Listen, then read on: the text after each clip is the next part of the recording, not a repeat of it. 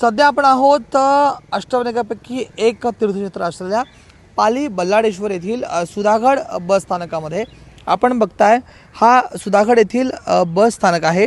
S T bus स्थानक आहे आणि त्या बस स्थानकाची जी आहे अत्यंत दुरावस्था झालेली आहे। या बस स्थानकामध्ये आपण जर पाहिलं तर मोठमोठाले खड्ड्यांचं एकंदरीत साम्राज्य जे आहे ते निर्माण झालेलं आहे। नागरिकांना इथून ये जा करण्यासाठी तारेवरची कसरत करावी लागते।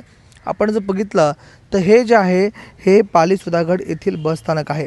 अष्टविनायकापैकी एक तीर्थक्षेत्र असलेल्या बल्लाडेश्वर मंदिरामध्ये येण्यासाठी रोज हजारो भाविक जे आहेत ते एस टीने प्रवास करत असतात। मात्र एस टीने प्रवास केल्याच्या नंतर या बस स्थानकावरून खडतर प्रवास करत त्यांना मार्गक्रमण करावं लागतं आहे।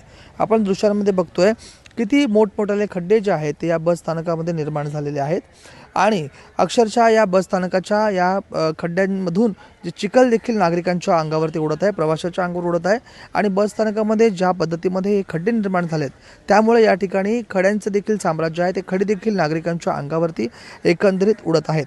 इतकं मोठं तीर्थक्षेत्र असून देखील या बस स्थानकाची ही अशी गंभीर दुरावस्था जी आहे ती समोर येत आहे।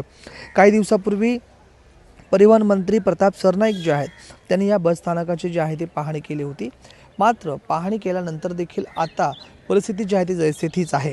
अष्टविनायकापैकी एक तीर्थक्षेत्र असल्यामुळे संपूर्ण राज्यभरामधून आणि देशभरामधून हजारो भाविक जे आहेत ते या ठिकाणी भेट देण्यासाठी येत असतात। मात्र त्यांचा प्रवास जो आहे तो अशा पद्धतीमध्ये खडतर होत आहे। बस स्थानकाची अवस्था जी आहे ती आपण दृश्यांमध्ये बघू शकतो।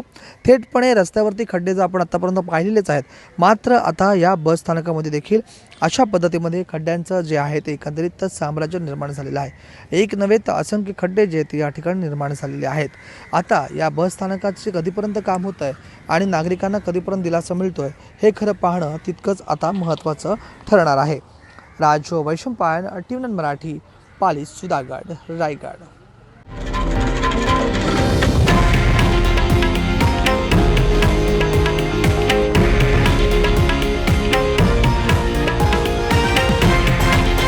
हे आहे देशातील नंबर 1 न्यूज नेटवर्क आणि आपण पाहत आहात TV9 मराठी, एकमेव।